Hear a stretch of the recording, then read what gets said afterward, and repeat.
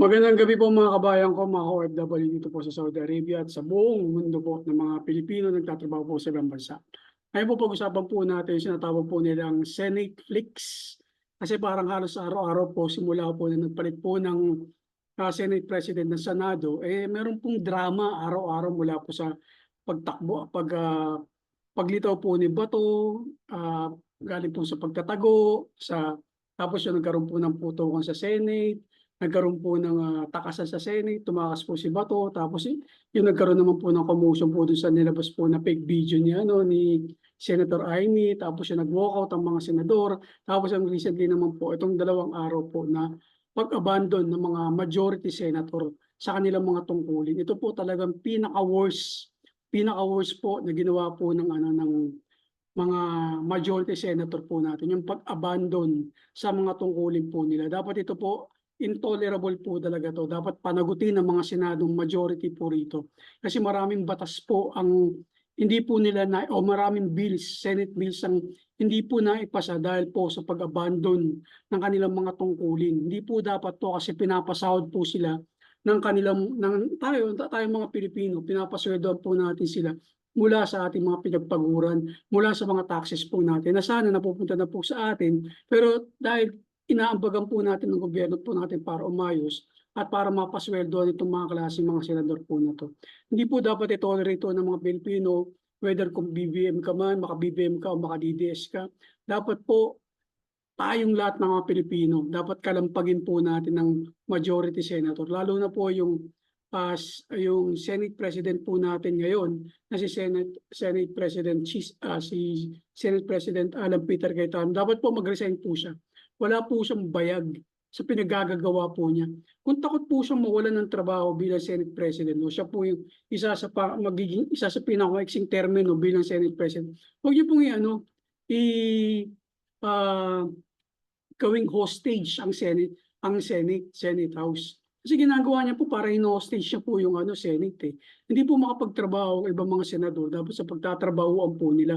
Madami po mga bills po dapat na naipasa po ninyo. Lalo na po sa mga sa mga nag-aantay po ng mga general na ma-confirm po sa appointment po nila doon sa mga pagpapakasa po ng batas po ni Senator bills ni Senator Risa Ontiveros tungkol po doon sa mga sa hospital po na hindi po dapat na matenga po yung mga pasyente na wala pong pambayad na ma-hostage po din sa loob ng hospital.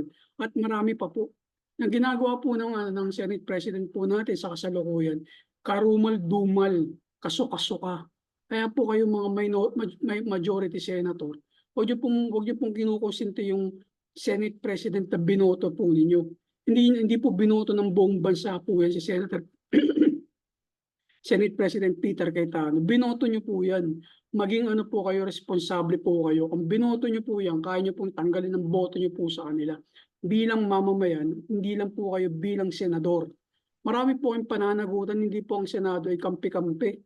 Kayo po ay dapat kakampi ng Pilipino sa ikabubuti po ng Pilipinas. Sa ginagawa po ba niyo yan na pag-abandon sa tungkulin po niyo, makakabuti po yan sa ating bansa. Hindi po. Nakakasama po kayo sa ginagawa niyo, Senator Amy Marcos. Ano po pinaggagawa niyo? Hindi po kayo nakakatulong sa bansa, Senator Robin Padilla. Intindihin niyo po ang bansa niyo kung mahal niyo po ang bansa. Hindi po ganyan, nagiging kapi-kapi po kayo sa Senate. Hindi po dapat divided ang Senate. Ikaw, Senator Peter Cayetano, dapat po as a President, bilang Senate President, hindi po ganyan dapat ang attitude niyo po. Dapat as a President, dapat ni-unite niyo po ang lahat po ng minority at saka majority. Nasa neutral side po kayo. Hindi po kayo. Nasa side niyo. Yung nililigtas niyo yung sarili niyo. Ang kapal ho ng mukha niyo sa pinagagagawa niyo. Hindi po kayo nakikita ng ibang mga DDS dahil masyado ng bulag yun. Pero kami mga neutral na mga Pilipino, alam po namin ang pinagagagawa niyo. May presidente po ba na hinahati po ang Senado? Kailangan hati po yung yung mga decisions po niyo. Lalo mo pang hinahati. Lalo mo pang nilulugmok ang Senado sa pinagagawa mo pagiging kapit toko sa posisyon mo.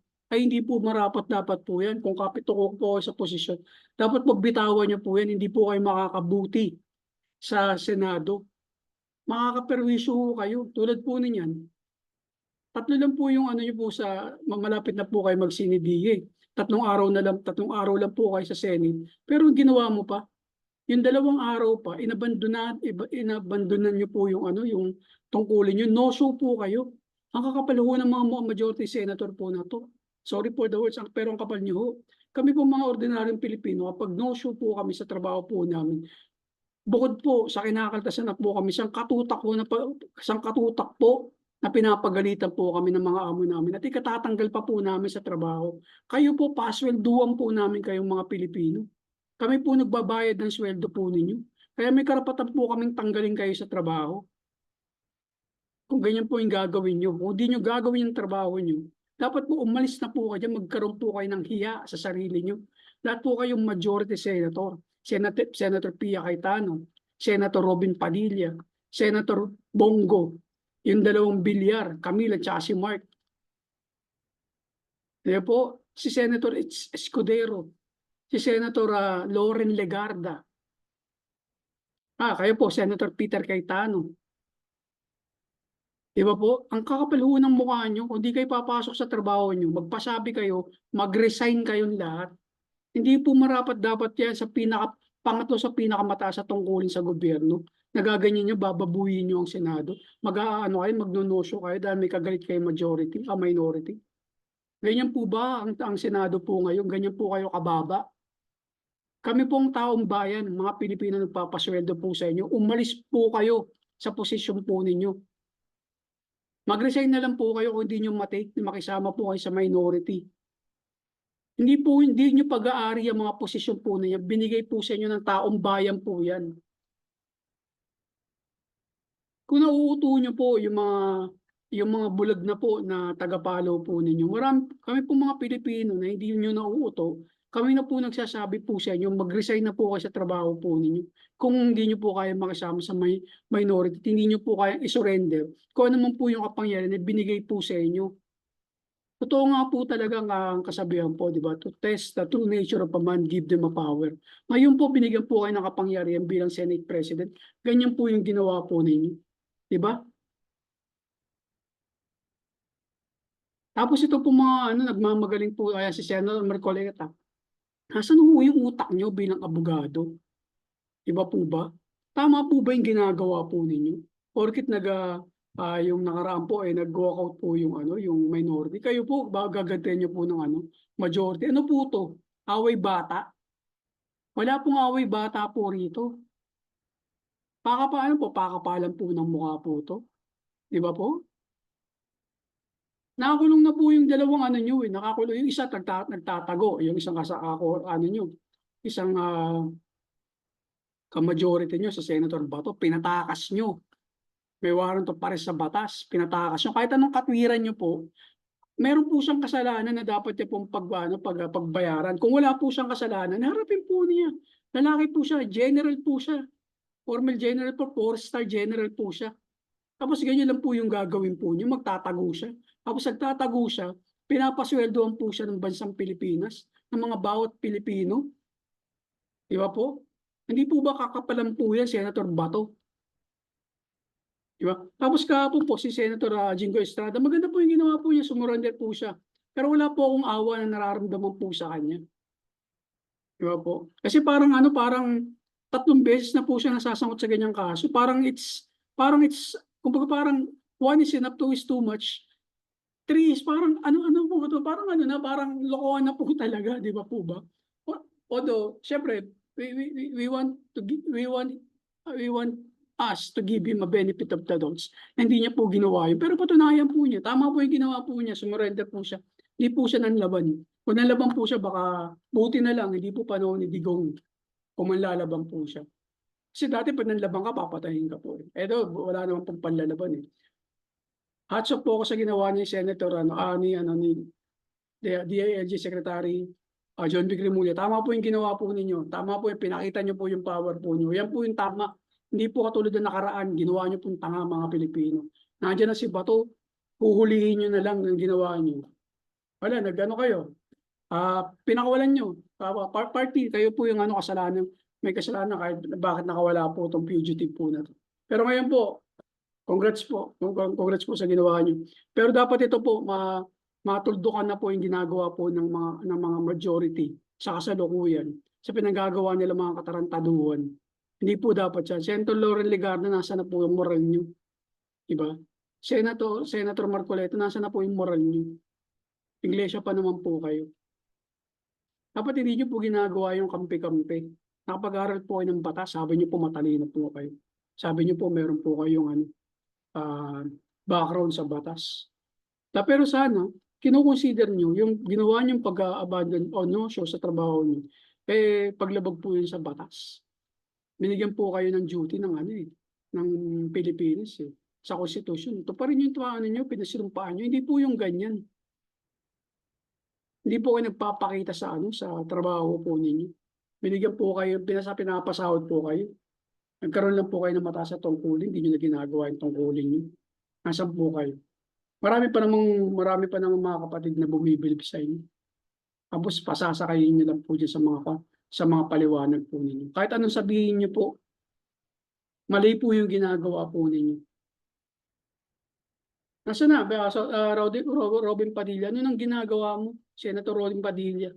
Saan na yung pinagtatanggol mo yung bansa natin? Diba? Pati di mo pagtanggol yung bansa natin na magtrabaho kayo. Patunayan yung mga lalaki kayo. Patunayan nyo na patriot kayo. Hindi ganyan. Hindi kayo umarap sa kapwa nyo senador. Para saan pa nandiyan kayo? Magtatago lang kayo. Para sa isang tao lang kasi hindi kayo marunong makapag-debate. Hindi kayo makapag-compose ng sarili nyong pag-uutak o pakikipag-debate na wala po kayong katulong ng mga political advisor niyo o mga advisor niyo po sa Senado. Dapat po kung pumasok kayo sa Senado, kaya niyo po makipag-debate. Marunong naman po kayo magbasa Common sense lang naman po din lahat mga pinagsasabi po ninyo Kayo sa judge mo sa sa Senado Kung marunong ka magbasa, marunong ipaglaban ng rules niyo, Senate rules niyo. Yung sinumpaan yung konstitusyon, natuto pa rin yung tungkulin niyo bilang mga Senado na pagtanggol ng konstitusyon natin. Yung ginagawa niyong pag-abandon o pag-no-show sa trabaho niyo, hindi niyo pinagtatanggol ang konstitusyon po natin. Pinagtatanggol niyo po yung kanya-kanya niyo pong partido o yung kampi-kampi po kayo. Sinisira niyo po yung institusyon ng Senado. Nakakahiya po kayo. Senator Peter Cayetano, Senator Pia Cayetano, Senator Marcoleta, Senator Lauren Legarda, Senator Chis Escudero. Di ba po? Senator Bongo, Mark Villar, yung isa pong Villar pa na kabago-bago. Senator Imelda Marcos, Senator Robin Padilla. Nakakaya po kayo sa pinaggagawa po ninyo. Sorry, meron pa ako hindi nabanggit Hindi ko matanda kung ano po pang pangalan po ninyo. Pero po yung 11 po na yan, nakakahiya po kayo sa pinaggagawa po ninyo. Ayusin niyo po yung Senado, ayusin niyo po yung pamumuno po ninyo. Senator Peter Cayetano, hindi po karapat dapat na ganyan ginagawa niyo. Nakakapanggigil po kayo. Sinasayang niyo po ang pera ng taong bayan na pinapasahod po kayo para gawin niyo po yung tungkulin niyo, gumawa po kayo ng batas sa ikabubuti ng ating bansa, hindi para sa ikabubuti po ninyo. Kayo totoo, ginampanan niyo po yung pagiging Judas sa 13 po ninyo.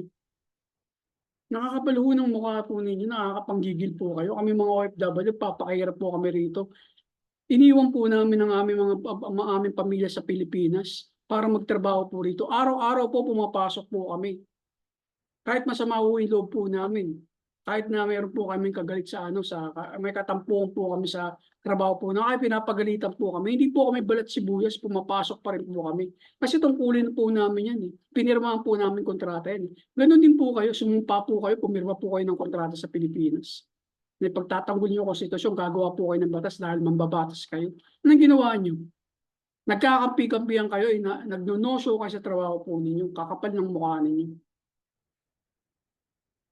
Mga kababayan, dapat po magkaisa po tayo. Sa mga gatong uri ng mga politiko, dapat po sa susunod, Hindi na po makaupo ang mga ito. Ngayon pa lamang po, kung wala na po talagang silbi ang Senate, dahil ganyan po nagiging takbo ng Senate House, ng Upper House, dapat po panawagan po natin i-abolish po ang Senate. Buti na lamang po kahit papaano may matitinong pang mga senador. Kung wala po, dapat po talaga i-abolish po yan. Pampagulo lang po yan. Pero mo sa Senate, sa Upper House po. Ilan po magkakamag-anak dyan? Tulpo, 2 Tulpo, 2 Bilyar, 2 Cayetano, 2 Estrada. Walo na po kagad sila sa 24 punda, di ba? Yung kakapal po ng mga mukha, tapos ayaw pa magtrabaho. Although, syempre, bigyan po natin ng credit naman po yung mga nagtatrabaho po ngayon na talagang umasa po makapagtrabaho po sila. Pero ginawa, binastos po sila ng mga senator, majority senator po na to, yung nagkakampi-kampi yan. Magtulong-tulong po tayo mga bayan na huwag po nating maulit po yung ganitong kababo na sistema ng Senate House. Sa susunod po na pagboboto po natin, ayusin po natin yung pagboto po natin. Huwag po natin iboto yung ganitong klaseng uri ng mga tao, ng mga senador. Dahil po hindi po makakabuti sa bansa po natin yan. Dahil dinidivide po nila ang nagiging kampi-kampihan po sila. Nagkakampi-kampihan po sila para sa sarili po nilang pang-interes, hindi po para sa bayan. Dapat dyan po tayo magising. Yun lamang po, magandang gabi po, nakaka-high blood po kasi nangyari po ngayon. Dapat po talagang mailabas ko po ito. Otherwise, baka hanggang sa panaginip ko po yung masabi ko po. Magandang gabi po sa atin lahat. Ito po mulang yung kabayan, OFW, Chris Villanueva po mula po sa Kinab, Saudi Arabia po. Peace po sa ating lahat.